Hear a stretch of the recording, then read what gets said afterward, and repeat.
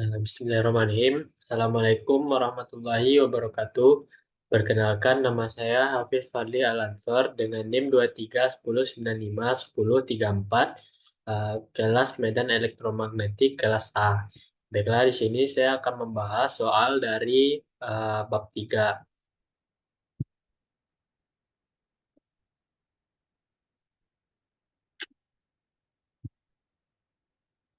Oke, baiklah.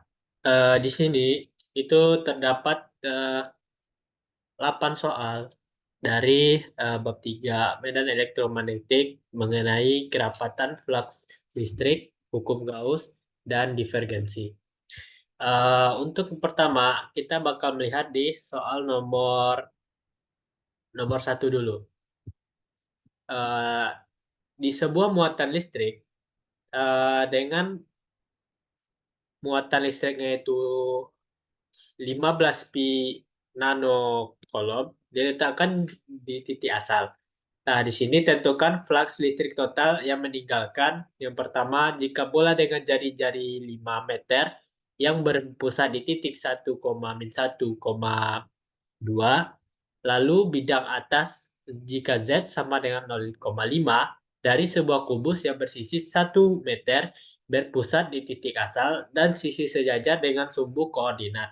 Lalu yang ketiga, bagian tabung lingkaran dengan rho-nya itu 5, dengan Z-nya itu besar dari 0. Untuk soal yang pertama, kita dapat mengetahui bahwa muatan listrik itu kan sebesar 15 sebesar 15 eh, sebesar 15 em, pi nanocoulomb. Nah, dan flux listrik total dari yang meninggalkan bola itu dapat kita hitung dengan cara flux sama dengan Q atau sama dengan 15 dikali pi atau 47,12 nanocoulomb. Lalu untuk yang soal yang kedua, nah untuk soal yang kedua, jawaban yang kedua, karena muatan yang berada pada kubus itu adalah 15 pi nanocoulomb, tapi tiap sisi yang ditinggalkan oleh besar flux listrik itu sama, maka flux listrik total yang meninggalkan bidang atas atau Z sama dengan 0,5 adalah besar muatan dibagi banyak sisi kubus. Jadi dapat kita simpulkan bahwa flux listrik total yang ada pada bidang tersebut itu sama dengan besar muatan dibagi banyak sisi kubus. Seperti yang kita tahu dari sisi-sisi sejajar yaitu sama dengan sumbu koordinat. Nah, fluxnya itu dapat kita hitung Q dibagi N. Nah, N ini adalah jumlah dari sisi sejajar dari kubus tadi, yaitu sebesar yang 1 meter tadi. Nah, dengan jumlah sisi kubusnya ada 6, berarti N sama dengan 6, lalu dengan muatan listrik 15 pi. Jadi 15 pi per 6 atau 47,12 dibagi 6 itu dapat sekitar 7,854 nanocoulomb. Lalu selanjutnya untuk soal yang C, karena muatan yang berada pada tabung lingkaran itu ada 15 pi nanocoulomb, bagian selimut tadi itu dianggap tidak tidak ditinggalkan flux, berarti tidak ada fluxnya. Dan hanya pada bagian tutup serta alas yang ditinggalkan flux. Nah, hanya alas sama tutup. Karena apa?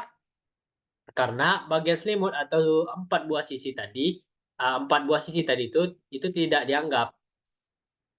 Nah, kita hanya perlu dua dua atas saja, yaitu sisi atas atau sisi alas. Nah, caranya yaitu kita tinggal bagi aja lagi flux total itu. Jadi kita tinggal bagi dengan 2. Jadi Q bagi 2. Ah, kenapa bagi 2? Karena flux listrik total tadi yang meninggalkan bagian tabung lingkaran yaitu besar muatan dibagi 2. Ada 2 tutupan. Nah, dari sini kita dapat uh, flux totalnya itu Q per 2 atau 15 pi per 2. Jadi dapat kita 23,56.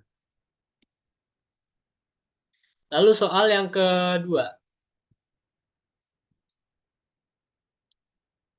cari D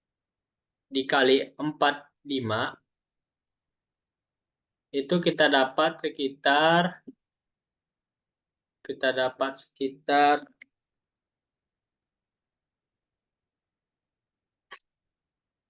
eh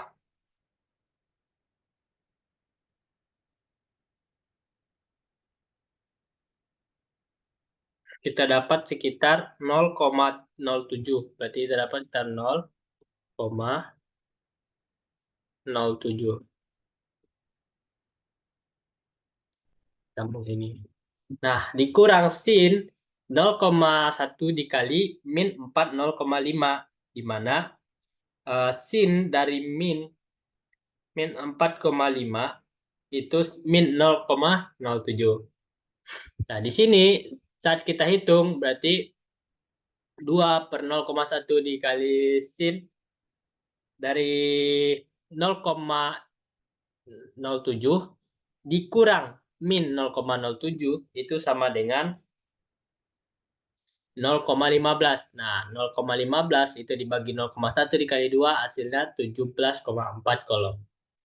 Lalu soal yang keempat, carilah muatan yang terdapat di dalam bola yang mempunyai R sama dengan 2 jika D sama dengan AR per R kuadrat dan B, soal untuk B, AR per R. Kita gunakan rumus yang sama di mana muatan itu sama dengan integral A pada R per R kuadrat ds. Atau S per R kuadrat dikali AR. Di mana S-nya itu 4pi R kuadrat per R kuadrat dikali AR. Sama dengan 4 kali pi kali 2 pangkat 2 per 2 pangkat 2. Kita coret sehingga dapat hasilnya 12,57 atau 4 kali pi kolom. Untuk yang B juga kita dapat menggunakan rumus bahwa Q sama dengan integral dari A pada R per R ds atau S pada R. Nah, per AR 4pi R kuadrat per 2, di mana R-nya tadi adalah 2, sama dengan 4pi kali 2 pangkat 2 per 2. Ini kita coret jadi 8 kali pi atau 25,13 kolom. Selanjutnya, soal nomor 5. Diketahui permukaan bola dengan R sama dengan 2,4 dan di permukaan bola dengan R sama dengan 2,4 dan 6 meter mempunyai kerapatan muatan masing-masing, yaitu 100, min 30 dan 6 mikrokolom per meter kuadrat. Kita disuruh mencari D pada R. Dengan R-nya adalah 1, 3, 5, 8. Nah, untuk jawabannya soal pertama, A. Karena titik yang akan dicari berada di luar bola, maka kerapatan fluksnya 0. Kenapa dibilang gitu? Jika R-nya 1, berarti R-nya tidak memenuhi dari 2, 4, dan 6. Malahan itu merupakan di bawah, masih di bawah dari 2, sehingga fluksnya adalah 0. Yang B, karena hanya bola dengan kerapatan 100 milikolom per meter kuadrat yang berada pada jari-jari, maka hanya bola tersebut yang memiliki kerapatan flux distrik. Atau dapat kita simpulkan D sama dengan rho pada S kali A kuadrat per R kuadrat. 100 dikali 2 kuadrat per 3. R-nya tadi kita ambil 3. Nah, A-nya kita ambil 2. Nah, 100 kali 4 per 6, per 9 itu udah dapat 44,4 oh enggak, 44,444 mikrokolom per meter kuadrat. Nah, karena hanya bola dengan kerapatan, untuk soal yang C, bagaimana jika R-nya itu 5 meter? Nah, karena hanya bola dengan kerapatan 100 dan 30 kolom yang memenuhi untuk 5, berarti masih di bawah 6 ya. Untuk memenuhi 2, 4, dan 5 tadi, kita pakai R-nya itu L5 dan A-nya kita pakai untuk 2 dan 4. Atau kita pakai dengan permukaan bola tadi 2 dan 4. Sehingga pakai rumus yang sama, D satu untuk pertama itu rho S kali A kuadrat per R kuadrat dengan rho A-nya itu 2 dan R-nya itu 5, kita dapatkan 16. Lalu yang kedua, D2 itu rho S kali A pangkat 2 per R kuadrat atau min 30 kali 4 kuadrat per 5 kuadrat, kita dapatkan min 19,2. Dan jika kita tambah, kita totalkan 16 ditambah min 19,2 itu dapat min 3,2. Lalu kita nilai mutlak dari D total, yaitu sebesar 32, mikrokolom per meter kuadrat. Dan untuk soal yang ke D, itu 8 meter. Nah, sama seperti tadi, karena semua bola itu dia dengan R-nya adalah 8, maka itu mencocok semua dari permukaan bola dengan R2, 4, dan 6. Jadi kita masukin dengan A-nya adalah 2, A-nya 2, nah untuk D2A-nya 4, dan untuk D3 adalah A-nya 6. Sehingga kita dapatkan semuanya masing-masing itu 6,2, min 7,5, dan 3,375. Dan jika kita tambah semuanya yaitu menjadi D total adalah D1 tambah D2 tambah D3 yaitu sama dengan 2,125 mikrokolom per meter kuadrat. Lalu kita lanjut soal ke-6. Misalkan D sama dengan 100 XY per Z kuadrat tambah 1 AX ditambah 50 X kuadrat per Z kuadrat tambah 1 AY dikurang 100 X kuadrat YZ per Z kuadrat tambah 1 dikuadratkan AZ. Maka kita disuruh hitunglah muatan total yang terselingkung pada permukaan bola kecil yang mempunyai jari-jari 1 mikrokolom dan berpusat di yang pertama adalah di 5,8,1 dan B 0,10,12. Min 2 maksudnya. Nah, untuk itu kita tentukan dulu. R itu adalah 1 mikrokolom. Jadi kita tentukan volume dari permukaan bola, yaitu 4/3 pi R pangkat 3 sama dengan 4/3 pi dalam kurung. R-nya tadi karena dia 1, berarti 1 kali mikro, 1 pangkat min 6. Di pangkat 3 kan itu menjadi min 18. Nah, untuk titik pusatnya itu pada 5,8,1. Nah, kita pakai rumus di mana Q atau muatan itu sama dengan lambda dx per lambda x tambah lambda dy per lambda y tambah lambda dz per lambda dz kali delta V atau volume tadi. Nah, kita masukin yang tadi di mana A, nah dx per x, dx ini kita dapat ini. Ini untuk AX. Nah, kita masukin 100 XY per Z kuadrat tambah 1 per lambda X. Kita masukin lagi untuk Y-nya 50 X kuadrat Z kuadrat tambah 1 untuk lambda per lambda Y. Dan min 100 X kuadrat YZ per Z kuadrat tambah 1 per AZ. Nah, di sini kita dapatkan bahwa 100 Y per Z kuadrat ditambah 1. Nah, ini kita coret masing-masing. Ditambah. Nah, ini karena tidak ada unsur Y-nya. Karena tidak ada unsur Y di 50 X kuadrat per Z kuadrat tambah 1 ini. Tidak ada Y, berarti itu adalah 0. Nah, dan ini min 100 X kuadrat YZ per Z kuadrat tambah 1 kuadrat. Nah, ini kita sederhanakan bentuknya. Menjadi Z pangkat 4 ditambah 2Z tambah 1. Lalu kita sederhanakan lagi menjadi 100 Y per Z kuadrat tambah 1 ditambah min 100 S kuadrat Y dikali Z pangkat 4 tambah 2Z kuadrat tambah 1. Nah, baru dikurang 4Z pangkat 3 tambah 4Z. Baru dikali min 100 X kuadrat Y Z. Nah, ini kita kita kalikan ya, kali silang. Nah, kita dapatkan untuk titik pusatnya 5,8,1 kita substitusikan di mana X-nya adalah 5, Y-nya adalah 8 dan Z-nya adalah 1. Nah, kita substitusikan ke persamaan yang di atas. Menjadi 100 kali Y, 100 kali 8 per 1 kuadrat tambah 1. Lalu kita substitusikan menjadi kita peroleh hasilnya yaitu Q-nya 400 tambah 5.000, baru kita kali dengan delta V tadi, yaitu sebesar 4,18 kali 10 pangkat min 18. Didapat 22.572 dikali 10 pangkat min 18, atau muatan Q-nya kita peroleh yaitu 2,26 kali 10 pangkat min 14 kolom. Nah, sama seperti cara tadi, namun di titik B ini kita titik pusatnya yaitu 0,10 dan min 2. Nah, kita substitusikan saja melalui persamaan yang ini ke persamaan yang ini, seperti persamaan di atas tadi.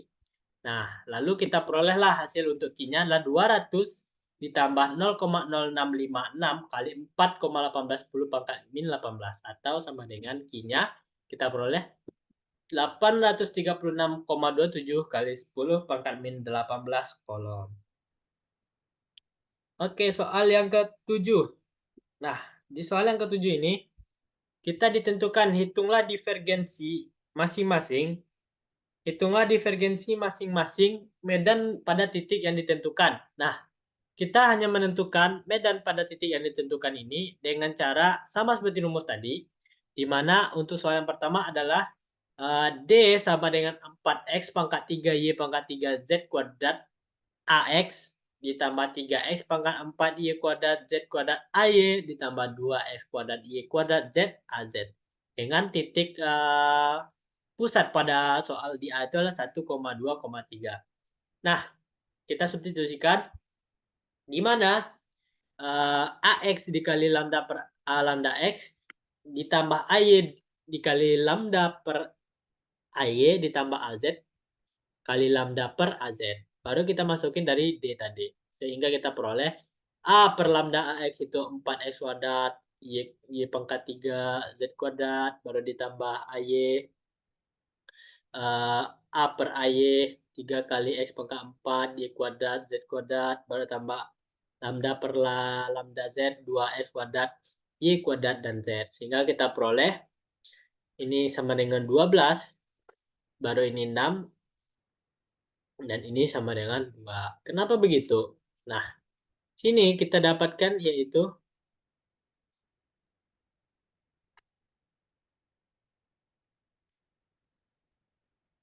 kita dapatkan yaitu 12